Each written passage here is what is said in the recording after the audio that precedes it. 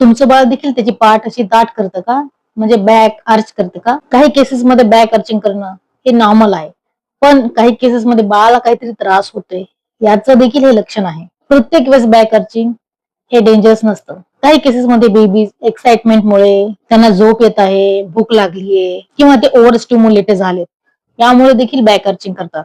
आणि या केसेस मध्ये बॅक आर्चिंग करणं हे अगदी नॉर्मल बिहेवियर आहे. पण बऱ्याचदा बेबीजला काहीतरी त्रास होते याचं देखील हे लक्षण असू शकतं. बेबीला गॅस झाला असेल, पेन किंवा कोलिक होत असेल, रिफ्लक्स होत असेल, अशा केसेसमध्ये देखील बेबीज हे त्यांची पाठ ताठ करतं. आता सर्वात महत्वाचा प्रश्न, डॉक्टरांना कधी दाखवायचं? जर बाळ हे त्याची पाठ ताठ करते, त्यासोबतच कंटिन्यूस रडत आहे, शरीर हे स्टिफ म्हणजे कडक झालंय, त्याला दूध पिण्यास काही त्रास होत आहे, दूध पिल्यानंतर फोर्सफुली वॉमिटिंग करत आहे, डेव्हलपमेंटल काही प्रॉब्लेम आहे, अशा केसेसमध्ये इव्हॅल्युएशन करण्याची गरज पडू शकते.